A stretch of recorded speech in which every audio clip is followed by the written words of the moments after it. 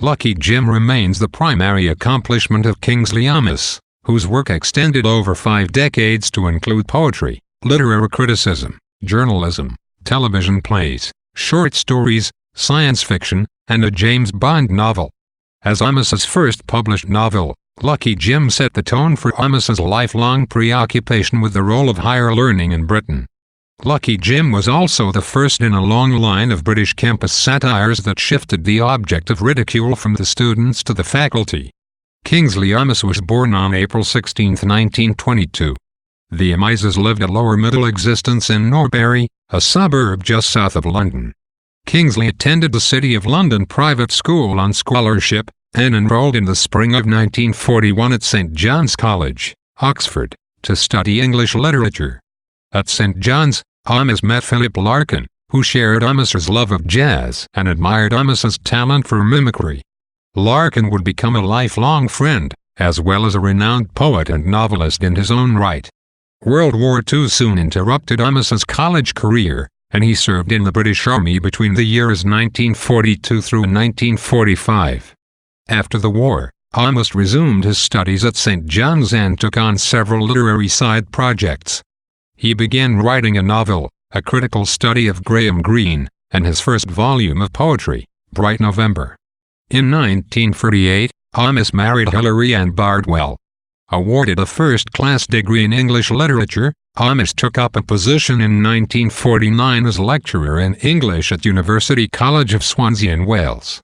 Amis taught at Swansea, then at Cambridge, until 1963, when he retired to write full-time. Amis began work on Lucky Jim in 1951. According to Amis himself, a 1948 visit to Leicester University, where his friend Philip Larkin held a teaching post, inspired the novel.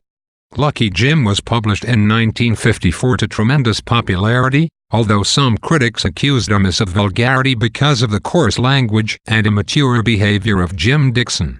In spite of these negative reviews, Lucky Jim won the prestigious Somerset Maugham Award the following year. The controversy over the literary merit of Lucky Jim is indicative of the tense climate of post-World War II Britain, when the hierarchies of culture and class were subjected to scrutiny and even some upheaval.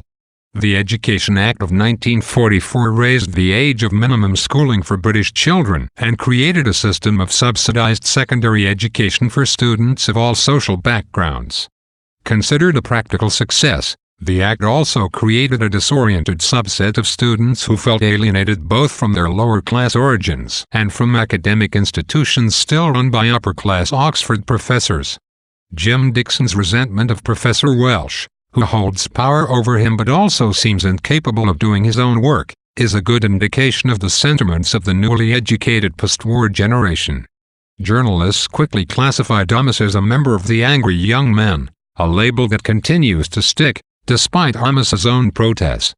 The Angry Young Men refers to a group of 1950s British writers, including John Osborne, Alan Sillito, and Colin Wilson, whose work concentrated on the oppression of lower-class, male protagonists under the British class system.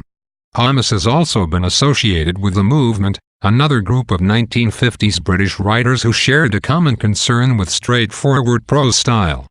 The group adopted this form in reaction to the modernist prose writing of the 20s and 30s that seemed to them overly romantic and experimental.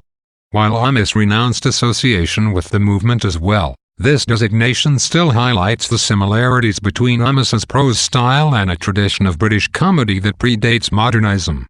By linking Amis to The Movement, critics also unwittingly placed him in the same pantheon as comic writers such as Henry Fielding and Samuel Richardson, and early 20th-century writers such as Evelyn Waugh and Rudyard Kipling.